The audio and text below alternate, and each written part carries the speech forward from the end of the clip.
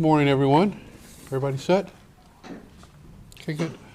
Thank you all for being here. We'd like to just go over the security that we have planned for this week Pride event. I want to thank Ms. Nicole for being here with us today, and she can answer any questions for you. As we're making a joke, this is not our first rodeo. We've done this years after years, and the partnership the police department has with Nicole and her event, I can tell you, is like really hand in hand, because we really walk through everything together. So really for us is really just checking over what we did last year and what we can do to add to make security better this year.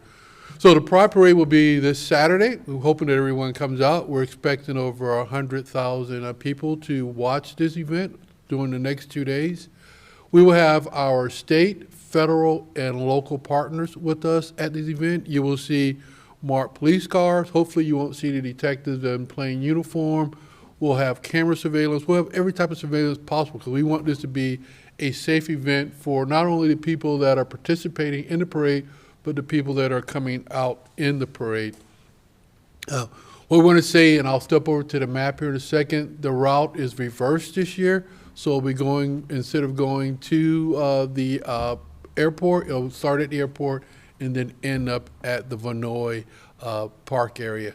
The most important thing we want to tell people is, if you're going to the pier to have lunch, have your vehicle out of the pier by 4:30. If not, your vehicle will be there until the parade is over with. So the key thing is, we'll start doing what's called a soft closing at 7 o'clock in the morning, but at 4:30 we will have a hard closing, and if your car's in the pier, you will not be able to get it out of that location. So I'm going to walk over and show you direction to the map, and then after that I'll ask Ms. Nicole to come up and answer any questions if you ask. So as you can see, the staging area is going to be at Albert Whitted. That's where everybody's going to stage here. Then the parade will go northbound through Bayshore to up to Vinoy and curve around. So anybody that wants to see the parade, you can line up along here. We have a free speech zone there also for anyone that wants to come out and protest. That'll be a designated area from there. So again, 4:30 is the main thing. You need to have your cars out of the pier or in the pier by 4:30. With that, Nicole? Thank you. I just want to say a big thank you to the City of St. Petersburg, especially the Police Department, Mayor's Office, everybody. We work really closely with the city to plan our events and have for years, so we're really excited for this season. If there's any questions.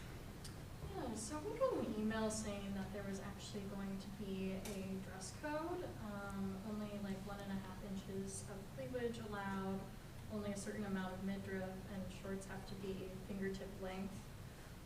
Where is this dress code coming from? Is there a dress code this year? So just to be in compliance with city ordinances, as we have always been, we just ask folks to abide by current ordinances. And for us, if you can wear it on the beach, you can wear it at Pride. So that was the email, just letting people know that that is the dress code that we're going to abide by. And again, that has been our messaging for several years around participants in our parade. Can people expect any changes, amidst new legislation that has passed in Tallahassee? So our events abide by all legislation, all laws from before and for now. So I don't anticipate to be any changes. We've always fallen in those guidelines, and we have always. I've only been here a couple years, but for several years, we have given our participants the same messaging, and which again keeps us within those guidelines. Will there be any drag performers, and is there a concern that children may see that and violate the law? So we have live performances on parade day from 2 to 10. They encompass all kinds of entertainment, and we don't anticipate that any of those performances will violate any laws. Do you anticipate protesters, and if so, to what extent?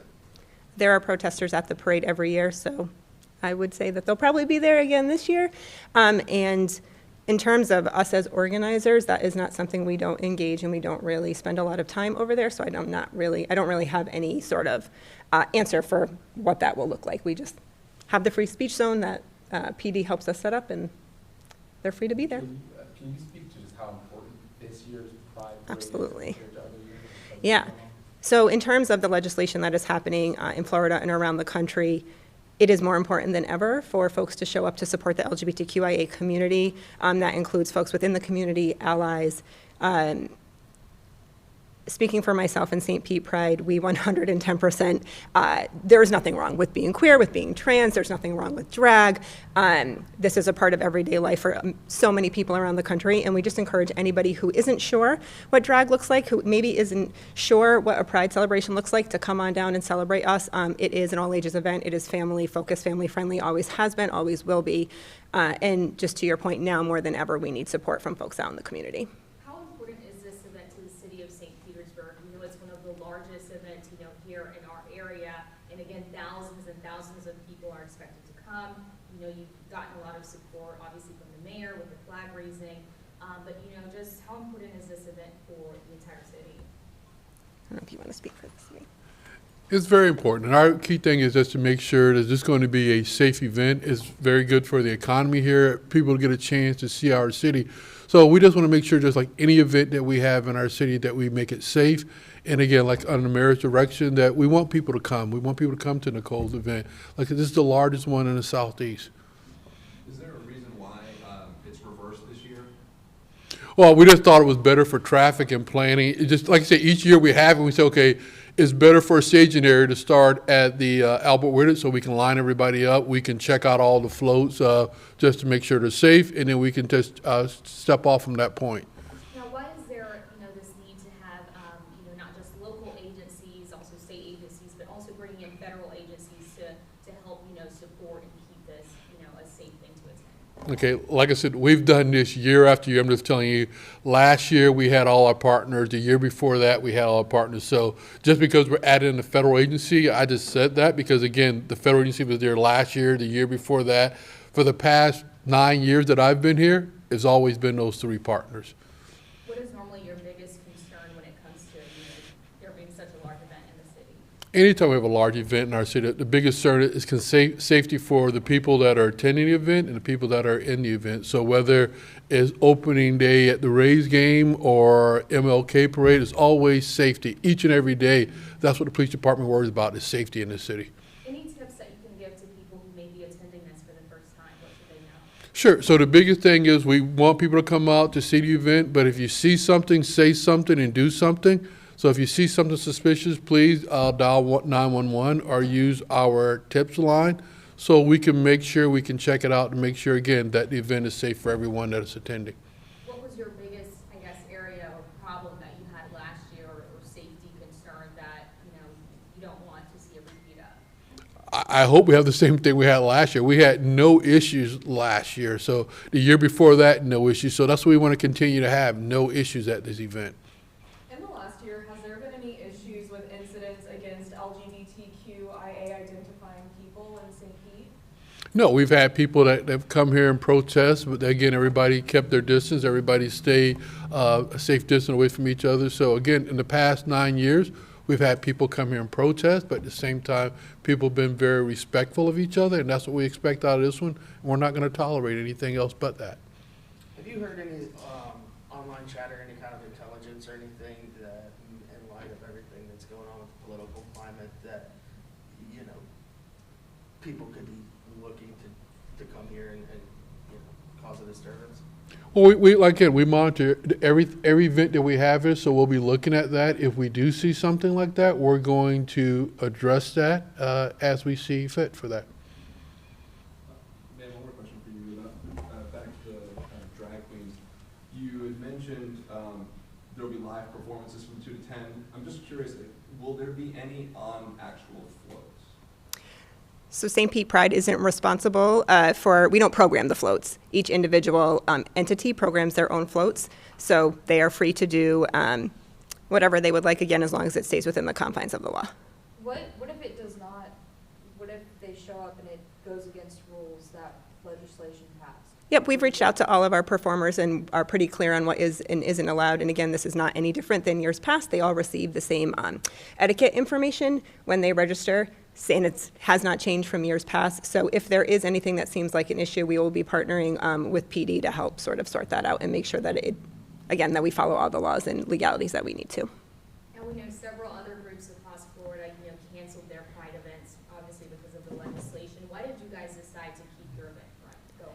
We had multiple conversations with our legal team, with the city's legal team, and really due to the city's support and their interpretation of the law, which was the same as our legal team, we decided to move forward because we have not and do not do anything that is in violation of any existing laws or any new ones either. What would you say to any LGBTQ who's watching this story to try to convince them to go to this parade? How important is it that they're part of this as well? Sure. So I don't want to convince anybody to come. We absolutely believe everyone needs to be informed of what is happening politically, about the safety measures, and to make the decisions that are best for themselves, for their families, and in the way that they are the most comfortable. I will just reiterate Chief's point that for the past however many years, there has not been an issue. And similarly, we're employing all the same strategies this year, and we don't anticipate there to be any issues this year either. Can you talk about the difference between the trans parade that's happening at 5:30 and, the, I guess, regular Pride parade that's happening at 6?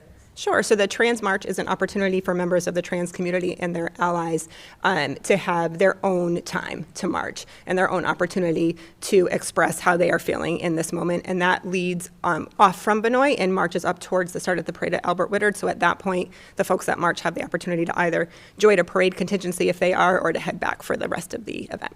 Is that something you normally do every year? Yes. And you're trying hard to this year sort of have fun, not let this overshadow Yeah. what this day means and how much fun it is. Yeah, absolutely.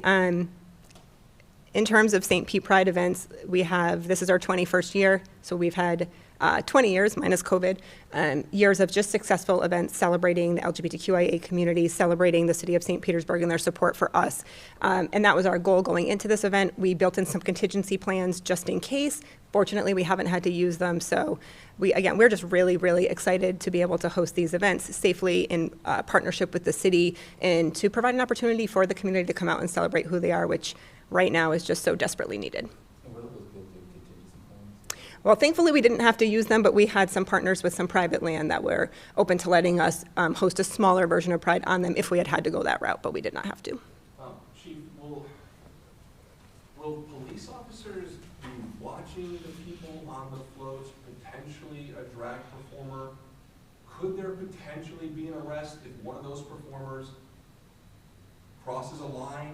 I'm just wondering, are they gonna be watching to follow the law that was passed, in Tallahassee? We are going to enforce the law that was passed. We've already worked things out. If we see an issue, my team and I will contact Nicole. Nicole has her marshals throughout. She will give them the warning like they're supposed to give the warning. Then after that, we'll take action that needs to be taken. Again, this is an event for people to come out and enjoy the day, but if you break the law, we will enforce the law. Just that simple. What do you think it says about the city, about St. Petersburg, that despite this crazy political climate, we're still embracing Black history with the mural and also our Pride Parade just a few days later? I'm not here to talk about the political part of it. That you can talk to the politicians about that. What I'm here to talk to you about is safety for the event, the partnership that we have with Nicole and the group. And again, our job is to make sure that it's a safe event and to make sure that people work within the confines of the law. Chief, have you seen any increase in, just kind of going off of what you had said about monitoring online, have you seen any increase in threats or things that you're concerned about this year, past years, related to Pride? We haven't seen anything recently, but we're still monitoring. After the event that happened at Pulse, that's when we really geared up for our Pride events, and we've been working off that same format since that incident happened. So again, we're going to continue to monitor where we can monitor. There's some people that probably are not using the internet to talk to each other. So we're going to be prepared for anything and everything. And again, it's an event to make sure that people can come out and enjoy the event. St. Pete has an LGBTQ liaison officer, right? We do. He's here right here. Marcus Heath. Wonderful. Would you mind coming up, or if the chief would want to speak to it? Marcus? How that helps you guys at events like this? He wasn't prepared, but here you go. All right. Could we have you introduce yourself, say and spell your first and last name? I'm Major Marcus Hughes, MARKUSHUGHES. And your formal job title? As part of my other duties, I'm also the LGBTQ liaison for the St. Pete Police Department. And what role will you be playing in safety for this upcoming event? So behind the scenes, I've been working with Nicole and her team and our special events crew to make sure that we can get everything planned correctly and to ensure the safety of the events as it moves forward. I'm also answering a lot of different questions that the community may send in asking about their concerns with legislation or safety at the Pride event. And the weekend of Pride, I'll be out there working with all the officers and just being able to observe and make sure that everything can go off without a hitch. Is a lot of this aspect of your job just communication based with all of these changes that now need to be adhered to? Yes. I think there is some concern in the community about, is it safe to come out? What's changing with Pride? Is it going to be the same Pride that we've had years previously? And yeah, I said, and it's one of those, the message is you can come out, you can be yourself, you can dress how you want, you can express yourself. Just make sure that we fall in the right legislation. And we've always done that. If there's something that's reported to us, we've always gone out and educated and said, hey, you can't wear what you're wearing, or you can't be partially nude, or whatever the rule is. And we've always had great compliance because everyone wants to have a good time. They want to express themselves and have a good time. Thank you. Yep. Appreciate it. Thank you. Thank you.